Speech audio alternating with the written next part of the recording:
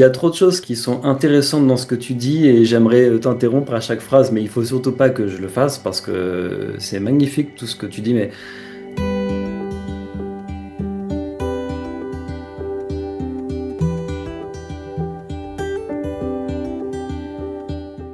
tu as tout à fait raison et j'aimerais rappeler que sur, par exemple, le forum Tarot Historique, qui maintenant c'est logé sur Facebook, il y a quand même aujourd'hui Mm. près de 36 000 personnes qui sont inscrites sur ce forum de par le monde, Ah oui, ça donc c'est j'avais pas pas vu. mal. Oui. Et je vois souvent qu'il y a tout le temps cette confusion, c'est-à-dire que la plupart des passionnés de tarot et des tarologues amalgament encore la pratique et l'étude. Ces fusionnés, ils ne se posent même pas la question. Et donc, ils sont constamment dérangés et déstabilisés quand ils entendent un élément qui vient d'une étude objective du tarot, qui est juste avéré. Et ça les déstabilise parce que du coup, ça entre en confrontation avec leur pratique. Et moi, j'invite tout le monde, en fait, à essayer de faire une séparation pour pouvoir les relier, comme tu l'as dit. C'est-à-dire que on peut très bien étudier historiquement le tarot, c'est ce que tu fais par exemple. C'est l'étude, et là on applique des méthodes universitaires, scientifiques, de recontextualisation. Et il y a plein d'outils géniaux de l'anthropologie de l'histoire, refaire le contexte exactement comme certains font de l'anthropologie de la Bible. Ok, mais les évangiles, s'ils ont été écrits à la fin du 1er siècle et du deuxième, c'était quoi le contexte socio-culturel, politique et économique autour? Bah, faire pareil avec le tarot et tout. On peut très bien partir dans ces démarches. Et à côté de ça, faire de la pratique. Et même, pourquoi pas, de la divination avec. Ça n'empêche pas du tout. Non, ça Et toi, n'empêche tu es pas. la preuve vivante de ça. Tu as plusieurs pratiques différentes du tarot entre le tirage, le conte, donc l'inspiration artistique à partir du tarot, comme d'ailleurs tous les gens ont toujours fait pendant 6 siècles d'histoire avec les images du tarot. Et à côté de ça, tu arrives très bien à l'étudier de façon objective, autant que ce soit possible. Donc les amis, franchement, l'étude du tarot n'abolit pas la pratique et moi, ce que tu dis, je le vis tout le temps, puisque dans le tarot réaliste, je sépare les deux pour pouvoir ensuite faire qu'ils se tiennent main dans la main. Et par exemple, on pourrait très bien parler de l'astrologie.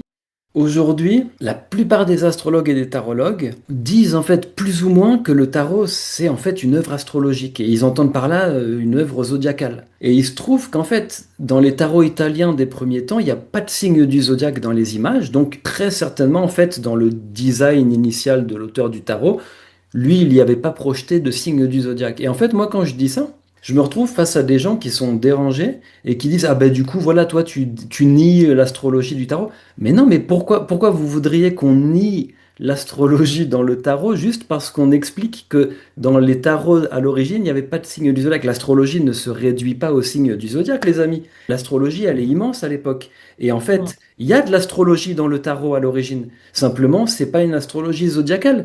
Mais il y a de l'astrologie qui est présente et elle était certainement dans la tête de l'auteur. Mais et voilà, c'est juste ce qui me vient en t'écoutant quand tu dis même l'occultisme gagnerait à sortir de l'ornière de l'occultisme finalement. Mais oui, toutes Oui, les quelque part, pratiques, oui. Parce que l'astrologie aussi.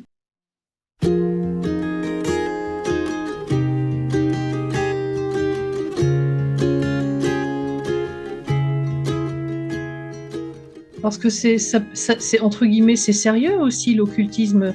Il y a des études universitaires sur l'occultisme, c'est-à-dire moi, il y a un bouquin qui m'avait beaucoup servi pour mes deux livres, un peu moins pour le deuxième, c'est le Dictionnaire critique de l'ésotérisme. C'est un mastodonte, enfin, où il y a des milliers d'entrées avec des études universitaires sérieuses sur les auteurs, il y a un très bon article sur le tarot, sur l'astrologie, sur tout ce qu'on veut, sur le manichéisme, sur la kabbale, et je l'ai beaucoup consulté pour le premier livre, parce que pour s'y retrouver entre la Kabbale, qu'est-ce que c'est, la Kabbale juive, la Kabbale chrétienne, l'alchimie, moi, sincèrement, l'alchimie, encore aujourd'hui, j'ai du mal à comprendre ce que c'est. Entre Pareil. comment c'est arrivé, comment ça s'est développé, qu'est-ce que ça signifie exactement. Alors, il y a, à côté de ça, il y a des gens qui écrivent et qui disent que le tarot provient de l'alchimie. Euh, Sincèrement, on a à la BNF, enfin, dans toutes les grandes bibliothèques, il y a des répertoires de sources. Il y a un répertoire de sources qui s'appelle Typologie du Moyen Âge occidental. C'est des espèces d'énormes pavés indigestes avec dedans répertoriés les manuscrits par thématique. Je m'étais amusée à aller voir, bon, évidemment, tarot, jeu de cartes, il n'y a rien du tout. Alchimie, il y avait des pages entières de manuscrits anciens cités en latin, en germanique ancien, en tout ce qu'on veut, qui existent, qui n'ont jamais été ouverts par personne Et pas traduit. et pas traduits. Donc déjà, si on veut parler d'alchimie, moi je veux bien, mais il faudrait savoir de quoi on parle. Et effectivement, parce que tu m'évoquais ça dans les questions que tu m'avais envoyées, il y a peu de chercheurs, il y a personne même, enfin, qui s'intéresse à ces sujets ou très peu de gens. Et c'est grand dommage parce que ça gagnerait à être étudié, ces matières-là. À la Bibliothèque nationale, on a des rayons entiers dans les salles de lecture, d'usuel, comme on appelle des livres mis à disposition. On peut aller regarder quand on est dans les salles de lecture. Donc on a tout, hein, histoire, géographie, histoire de l'art par période, histoire de l'art par thématique. Je les ai beaucoup feuilletés. Et au rayon occultisme, il y a un rayonnage occultiste, il doit y avoir 20 bouquins qui se battent en duel. C'est-à-dire qu'effectivement, c'est des domaines qui sont pas très bien vus de la recherche, qui sont pas très fouillés. Et moi, j'ai vu qu'il y a des tas de sources qui ont jamais été étudiées pour l'alchimie, pour la kabbale, pour des choses comme ça. Mais voilà, il faut apprendre, je veux dire, pour étudier la Kabbale au Moyen Âge, mais il faut connaître l'hébreu ancien, il faut connaître le grec ancien, il faut connaître la paléographie. Enfin, Oui, voilà, réussir à déchiffrer la paléographie, c'est faut l'étude savoir déchiffrer les écritures des anciennes. écritures manuscrites anciennes. C'est ça. Mm. Et ça, c'est toute une discipline universitaire et c'est en effet la grosse galère si on veut s'y coller sans être formé. Et voilà. Et quant au tarot, alors là, moi, j'ai rien trouvé. J'ai trouvé deux thèses qui se battaient en duel, peut-être dans les travaux universitaires. Une que j'ai pas trouvée très concluante, et l'autre, c'était même une thèse d'une Canadienne, je crois. Donc, Oui, je l'ai aussi, ouais. il y a quelques bons livres sur la divination quand même. Et j'avais trouvé qu'est-ce que c'était ça? Un bon bouquin, mais c'était sur les pratiques divinatoires. Un peu au XVIIIe siècle, des choses comme ça, mais en même temps, c'était quand même des livres qui disaient, bon, tout ça, c'est des conneries, bon, c'était des charlatans, et puis on n'en parle plus. Donc le Mm. problème aussi, c'est que la recherche contemporaine, elle a encore des ornières très... tout ça, c'est des conneries. Même les historiens du tarot et des cartes à jouer, pour eux, c'est des conneries. C'est-à-dire, le Et tirage de cartes, pour eux, ça n'a aucune importance. Enfin, c'est des ouais. bêtises. Et le fait d'étudier ce qu'il y a sur les cartes, c'est des bêtises aussi. C'est pas, ils prennent pas ça au sérieux. Donc, par exemple, quand j'avais été au musée français de la carte à jouer, il y avait la grande exposition sur les tarots italiens de la Renaissance. J'ai appris des choses, hein. Il y avait vraiment des choses intéressantes, mais il y avait une journée de congrès international avec les plus grands chercheurs. Alors j'y suis allée, mais le cœur palpitant, les yeux pleins d'étoiles, en me disant oh mon Dieu, je vais découvrir des choses et tout.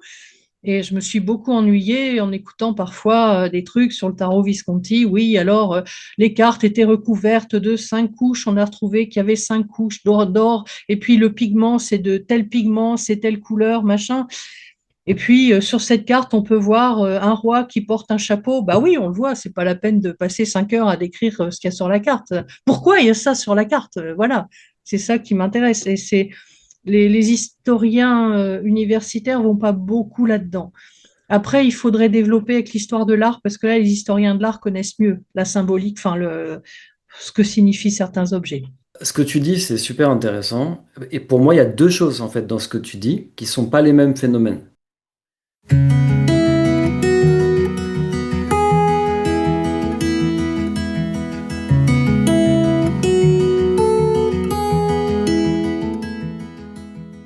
Je rencontre comme toi parce que de par mon travail, j'essaie tout le temps de rentrer en contact avec des universitaires qui sont spécialisés dans des domaines et tout. Et j'en rencontre en effet, et je ne comprends pas à chaque fois, je comprends pas. Qui, quand je leur dis que ce sont des études qui ont trait au tarot, ce jeu de cartes italien qui date du XVe siècle, et du coup à l'astrologie du XVe siècle, parce que certains éléments peuvent être dans le tarot à cette époque, qui me répondent tout de suite, ah ben non, mais ça, l'astrologie, c'est de l'ésotérisme, donc c'est pas scientifique, donc non, je vais pas vous répondre.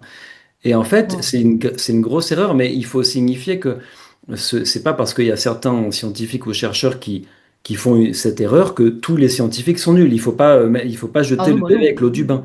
Parce qu'il y a aussi d'autres universitaires qui ne me répondent, moi, pas ça, et qui me disent, ah oui, bah, j'ai des collègues qui n'arrivent pas à comprendre que c'est pas parce qu'aujourd'hui l'astrologie c'est de l'ésotérisme que du coup il faut traiter l'astrologie du 15e de la même façon parce que c'est un sujet historique.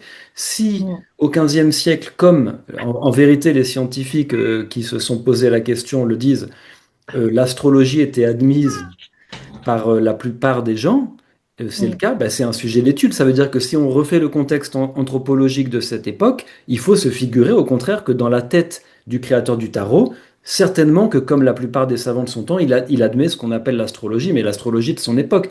Donc en fait, il faut faire attention. Et moi, ça, je le rencontre. Pour moi, ça, c'est un des phénomènes que tu as décrits. C'est ceux qui balayent d'un revers de main en partant de façon anachronique, alors qu'ils sont scientifiques, d'aujourd'hui, en se disant non, aujourd'hui, c'est tout l'occultisme, l'ésotérisme, c'est n'importe quoi. Donc, non, mais il y a eu des époques où les gens croyaient. Et d'ailleurs, il y a aussi des gens qui croient en Dieu, on croit dans plein de choses. Donc, il faut quand même prendre au sérieux les croyances et les sciences humaines en leur temps, quoi.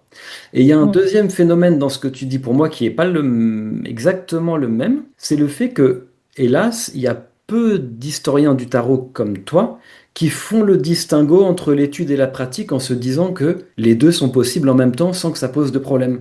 Et donc, en effet, il y en a qui ont peur, ils se disent, ah bah mon Dieu, si moi je me fais un petit tirage pour moi-même et que ça se sait, bah, peut-être que du coup, j'aurai pas de carrière universitaire parce qu'on va se moquer de moi. Enfin, je sais pas trop comment ça s'articule, mais si les deux sont possibles, et en effet, ça pose pas de problème. Et juste, après, je te donne la parole, il y a un troisième phénomène qui, pour moi, est concomitant, là. C'est le suivant, c'est que à l'heure actuelle, presque 2026, là, on enregistre fin 2025, il y a déjà peu d'historiens du tarot au monde, Mm. très peu dans la francophonie, moi j'en connais que deux, toi et Thierry de Police, bon tu me diras si tu en connais d'autres. J'entends par là des historiens qui, sur le long terme de façon suivie, se spécialisent notamment dans l'étude du tarot. Et dans le monde, ça se compte sur les deux doigts de la main, les historiens du tarot, bien qu'ils fassent un travail quand même exceptionnel. Et parmi déjà cette frange de la frange, ben, celle qui s'intéresse à la symbolique de la suite d'atouts, c'est-à-dire le sens symbolique des 22 images et son sens général, si tant est que ce soit vraiment un système du monde qui délivre un message, comme je le pense, eh bien, les historiens du tarot qui s'intéressent à ce sujet, donc la symbolique des images dans leur temps, ben c'est une mini-frange. Donc c'est une frange de la frange d'une frange. Et donc ça se compte sur les doigts d'une seule main cette fois-ci. Et ça, c'est très frustrant. Mais bon, Mm. peut-être que d'ici quelques années, il y en aura plus. Mais je tiens juste à signaler, avant de te redonner le flambeau de la parole, que Ross Caldwell, qui est un très grand historien du tarot d'origine canadienne, qui vit maintenant dans le sud de la France, et qui pour le Mm. coup connaît aussi bien toutes les langues anciennes que les langues actuelles et qui comprend très bien le français, avec qui j'ai la chance de discuter un petit peu en ce moment. Ross Caldwell s'intéresse lui énormément à la symbolique à la fois des 22 images et au système global, et il Mm. fera des publications à l'avenir sur qu'est-ce que c'est que les 22 atouts du tarot, qu'est-ce que ça veut dire et tout. Il a une vue à lui, donc déjà, on peut, toi et moi, Isabelle, parce qu'on est frustrés de ça, on peut se rasséréner sur le fait qu'au moins Ross Caldwell, lui, c'est sûr, à l'avenir, dans les années qui viennent, fera des publications sur voilà, la symbolique du tarot, et lui, c'est un éminent chercheur. Donc c'est bien. Oui, Je bah, te c'est un des passe la plus parole. grands historiens du tarot que je connais. Et c'est vrai que je pense que les historiens d'origine étrangère sont peut-être plus ouverts sur les pratiques de tirage de cartes, sur la symbolique, je pense à Andrea Vitali, après, je pense à Giordano Berti. Enfin, beaucoup sont italiens, mais je me suis beaucoup servi de leur travail hein, sur Internet, hein, le merveilleux site d'Andrea Vitali, notamment, je l'ai beaucoup lu. Et il y a un site en français qui existe sur l'histoire du tarot, le seul que je connaisse sur le tarot et son histoire, le monde des tarots anciens. Je crois pas que je le connaisse. Et il y a beaucoup de choses dessus. Donc Génial. il y a parfois à prendre à laisser, mais il y a vraiment des. Moi, je sais que ça, il m'a inspiré quand j'ai commencé parce qu'il y avait tellement rien.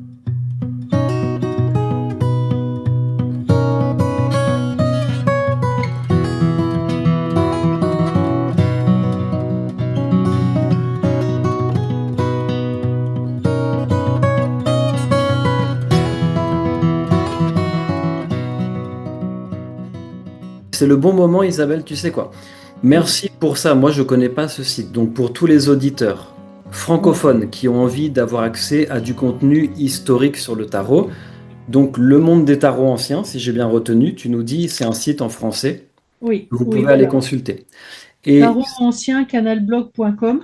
ah voilà. Mais vous tapez le monde des tarots anciens, vous l'aurez. Moi, j'avais noté ça en français, c'est le seul que j'ai trouvé, hein. Et on cite Yves Reynaud, bien sûr, pour la Et Yves Reynaud, francophonie Tarot de aussi. Marseille Héritage. Voilà, qui restitue des tarots historiques que vous pouvez à la fois commander, donc qui sont un peu comme des restaurations de tarot historique, si vous voulez sortir de simplement ce tarot-là. Et c'est le bon moment aussi, si tu veux bien, pour que tu présentes, j'ai présenté ton premier livre et pour que tu présentes le deuxième qui vient de sortir, parce que sais-tu que Je ne l'ai toujours pas, parce Ah, qu'Isabelle Nadolny a sorti un deuxième livre qui s'appelle Histoire du tarot au pluriel, qui en fait est victime de son succès, voilà, qui est un ouais. succès de librairie et c'est une très grande nouvelle à la fois pour elle et pour tous les amateurs de tarot et pour le tarot. Félicitations à toi. Et donc moi je l'ai commandé, c'est sûr, avant tout le monde. Je l'ai commandé il y a très longtemps Et tu n'as et toujours pas eu? non, et il n'arrivera peut-être qu'en janvier. Oh là là, Donc ouais. bon, c'est comme ça, mais c'est pas grave, je connais suffisamment bien pour t'écouter tout le temps ton travail pour pouvoir discuter avec toi. Mais je te réinviterai si tu veux bien quand je recevrai ton tome 2, que je l'aurai lu, assimilé, et je serai très heureux de refaire un entretien avec toi. Mais si tu peux nous le présenter maintenant, s'il te plaît, il vient de sortir, nous en dire quelques mots, tu le feras mieux que moi du coup, vu que j'ai pas pu le lire.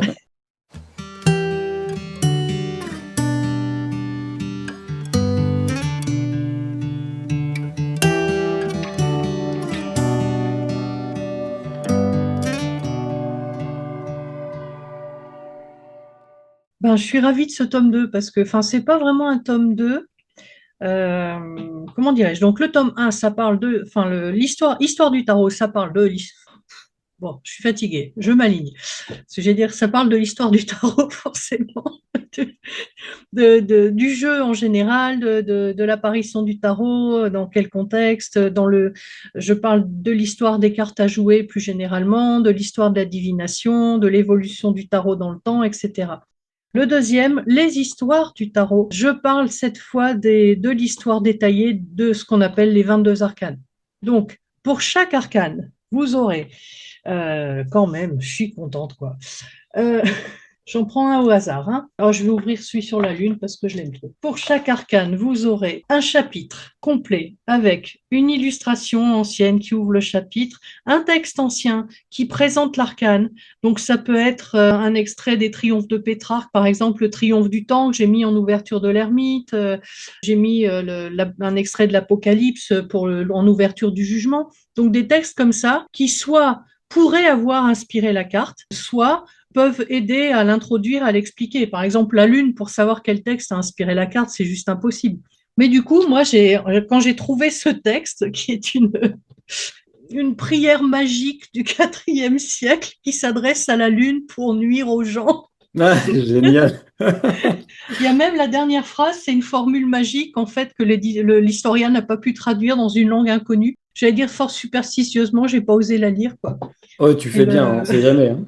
Et donc ce texte, par exemple, hein, je l'ai mis parce que ça parle bien de comment la lune est ressentie, vécue, exprimée dans la carte de tarot. Ça parle des chiens hurlants, ça parle de l'eau, par exemple. Parfois, voilà, j'ai mis des textes qui me paraissaient intéressants pour explorer tout ce que contient après la carte. Après, il y a évidemment l'histoire du contenu de la carte détaillée, après comment ça évolue dans le tarot, explication des objets qu'on y trouve. Quand je peux, du coup, comme ça permet d'expliquer certains symboles. Et quand je dis certains symboles, j'ai pas eu envie de refaire de la symbolique traditionnelle, c'est-à-dire si comment dirais-je, bon, enfin, je l'ai utilisé, hein, le dictionnaire des symboles, mais c'était pas pour répéter tout ce qu'on se dit sur la Lune en général. J'ai eu envie d'expliquer, même pour les autres cartes, que signifie ce symbole précisément, si c'est possible de le savoir, quoi, ou À l'époque à laquelle l'image était faite. entre autres, oui. Par exemple, là, quand je parle des chiens, je vais pas dire, je sais pas, le chien est le symbole de la nuit ou de l'enfer seulement, même si c'est le cas. Je vais essayer d'expliquer d'où ils viennent, pourquoi on a mis des chiens sur la carte, en fait. Oui, Voilà. parce que l'image de la lune que tu évoques, celle du tarot de Marseille notamment, et de la feuille carré aussi, est très très spécifique et en effet, elle est mystérieuse, énigmatique. Donc, on va se Et, régaler si toi, tu as trouvé des choses à dire dans Ah ton oui, livre. oui, j'ai trouvé des choses. Ben là, par exemple, vous voyez, il y a une allégorie du temps avec un chien noir, un chien blanc. On retrouve un chien clair, un chien foncé dans la carte. Et là, j'avais trouvé, par exemple, que ces chiens peuvent être le symbole du temps qui passe. Et comme la Lune était considérée depuis toujours comme la maîtresse du calendrier, c'était le premier astre qui a servi à mettre en place des calendriers, c'est possible que ce chien blanc et ce chien noir dans certains tarots, ça veut dire ça. Après, ce Complètement. que j'ai trouvé, par exemple, c'est que la Lune est toujours fourrée avec une écrevisse. Enfin, toutes les fois, on représente des allégories de la Lune, quasiment, il y a une écrevisse avec. Parce que elle est en lien avec la mer, avec les marais, avec l'eau. Et j'ai trouvé des images, voilà, avec, par exemple, on voit la Lune, une allégorie de la Lune, avec de l'eau, avec l'écrevisse, avec des tours derrière. qui soit possiblement un port, et c'est tout à fait possible, tout bêtement, que la carte de tarot, ça donne la mer, l'écrevisse, les tours avec le port et les chiens hurlants, sont des choses en fait qu'on trouve souvent liées à la Lune. Et donc faire ce travail de fouinage, ça permet d'éclaircir le sens des cartes. J'ai fait une évolution aussi de la Lune dans le tarot, parce qu'il y a des tarots, c'est pas ça, c'est d'autres figures. Et Comme le donc, par tarot exemple, Viéville, là, là, qu'on voit, c'est ça? voilà, Mm. là, je parle d'une parc, c'est probablement ça. Et après, je vais développer, si c'est nécessaire, ben, j'ai parlé d'où vient la Lune, enfin, comment ça, pas d'où vient la Lune, mais les représentations qu'on en a, comment on l'a considérée. Mm. Et pourquoi il y a une parque? Parce qu'il y a des textes anciens qui parlent de la Lune comme étant un lieu où vont les âmes après la mort. Et il y a un lien avec les parcs. Enfin là, j'ai plus le détail en tête de ça, mais il y a un lien. Donc j'ai mis aussi du coup des textes anciens, là en encadré marron, qui vont encore expliquer l'univers de la carte. Et ensuite, j'étais complètement folle de faire ça, mais je l'ai fait quand même et je suis contente parce qu'en tant que conteuse, comme j'ai trouvé des tas de récits de mythes, de contes et légendes, plus ou moins en lien avec les cartes de tarot, ben, ceux qui sont vraiment en lien, j'ai eu envie d'en mettre. Pour la Lune, j'ai développé, par exemple, ben, dans l'univers folklorique, dans le conte, enfin, comment elle est perçue, comment on en parle, comment on se raconte des histoires dessus. Et, euh, et pour certaines cartes, ça a aidé pour les expliquer aussi. Par exemple, la mort, ben c'est vraiment tout bête, mais en lisant sur le folklore autour de la mort et puis le squelette à la faux, etc., déjà, je trouvais qu'il y avait vraiment un lien pour le coup. Et puis, ben pourquoi la mort n'est pas nommée? Ben parce qu'à l'époque, déjà au Moyen Âge, mais même après, au XVIIIe siècle, enfin, quand le tarot de Marseille était répandu, où on jouait avec et dans les campagnes et tout, mais on disait si on nomme la mort, elle vient. Faut surtout pas la nommer. Superstition. Superstition. Et quand je lisais des choses comme ça, je disais, mais c'est passionnant, ben, voilà, je vais pouvoir en parler. Et de tout ce qu'on doit faire ou ne pas faire autour de la mort, par exemple. Et donc, du coup, j'ai développé ça. Et à la fin, il y a un joli conte avec un QR code. Donc, on peut lire l'histoire. Et si on a envie, le QR code, on le clique et on pourra me voir compter parce que le conte, c'est un art oratoire. J'ai eu envie aussi de m'offrir ce plaisir de partager ces histoires que j'ai trouvées très belles. J'en ai lu des centaines avant de trouver celle qui conviendrait pour ces 22 arcanes du tarot. Et ce qui m'a donné envie de le faire, c'est parce que quand j'ai commencé à faire du conte, mais j'en ai trouvé des recueils de contes sur le diable, sur la mort, plein de superbes histoires d'ermites qui étaient très évoquées d'ailleurs au Moyen Âge dans les prêches religieux. Je savais pas. On appelait ça des exemplas, c'est-à-dire des histoires spirituelles qui devaient tenir lieu d'exemple, parce qu'une bonne histoire, ça rentre mieux dans les cervelles qu'un long prêche. Dans ce livre, j'en rapporte quelques-unes et je trouve que pour connaître par exemple la figure de l'ermite, ses failles et puis ses victoires, il n'y a rien de tel que des bonnes histoires d'ermites qui proviennent de la même époque que le tarot.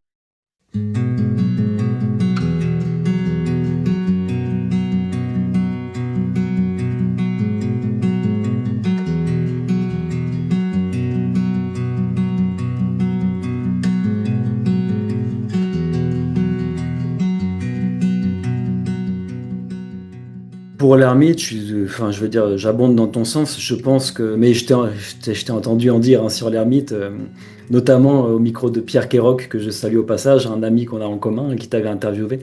Et dans une autre émission, je t'avais entendu lire une histoire sur l'ermite et sur le fou aussi. Et en Oui, effet, ça leur donne cher en un claquement de doigts, si j'ose dire, juste le temps qu'on t'entend dire le conte, c'est assez hallucinant. À la fin du conte, on regarde notre carte de l'ermite ou du fou, ça marche aussi avec lui très bien, et on a l'impression qu'ils ont pris vie parce que pour le coup, il y a juste quelques siècles en France, bah, les ermites ça existait en chair et en os, et ils avaient même encore un rôle dans l'Église catholique qui était certain, et les gens leur apportaient d'ailleurs accessoirement à manger et à boire très souvent parce que quand ils étaient retirés, ils s'amaigrissaient parce qu'ils avaient souvent du mal à se nourrir. Quand ils n'étaient pas moines et qu'ils avaient l'aide d'autres moines. Et donc, c'était des gens qui existaient, quoi. oui, ils Et existaient, ils étaient très répandus. Enfin, il y a une époque, il y en avait moins, mais j'ai appris qu'à la fin du Moyen Âge, il y en avait beaucoup sur les routes. D'ailleurs, ça m'a aidé à l'héritage. comprendre pourquoi celui qui est devenu l'ermite dans le tarot pourrait porter un bâton, parce qu'il y avait beaucoup d'hommes qui se retiraient comme ça dans la solitude, mais qui finissaient par écumer les routes. Enfin, ça m'a fait rire parce qu'en fait, ils pouvaient jamais être tranquilles. Enfin, ils voulaient se retirer, Puis il y avait toujours des tas de gens qui venaient les voir pour leur demander des conseils, pour leur demander des guérisons, pour leur demander. Donc à la fin, on en retrouve pas mal sur les routes avec, oui, leur bâton, leur capuche, leur tenue de moine, parce que la capuche, c'est une tenue de moine, ça vient fort probablement des Capucins, celui qui est représenté sur le tarot en tout cas. Ils écumaient les routes, paraît-il, avec leurs disciples qui les suivaient de plus ou moins près, donc ils n'avaient jamais la paix, quoi. Ah Donc ouais, non, c'est mais ça, c'est très drôle. donc c'était Il... pas toujours, ils n'étaient pas seuls en fait. Enfin, c'était un peu un luxe quand même la solitude au Moyen Âge. Ah oui, oui, non. Mais il y en avait beaucoup et c'est vrai qu'on a des récits avec des ermites, puis on a des beaux contes d'ermites. Et c'est marrant, du coup, ça me fait rebondir sur le battleur. Des battleurs existaient, on a des récits avec des battleurs qui tiraient les cartes, qui faisaient des tours de gobelets et qui étaient réputés pour être des magiciens qui prédisaient l'avenir. Donc pour le battleur, j'ai mis un texte du XVIIe siècle où un homme raconte qu'il en a rencontré un. Génial. C'est vraiment, Oui, ça... j'adore. Moi, je dis, l'histoire et la légende se confondent là. Ah Et non, mais comme à l'époque, effectivement, pour tous ces gens à l'époque, mais tout ça existait, effectivement. Le diable existait, la papesse existait, l'astrologie existait, les fantômes existaient, la mort existait, enfin, le squelette à la faux existait. Donc à partir de là, mais bien sûr, mais, c'est mais bien de le même, raconter.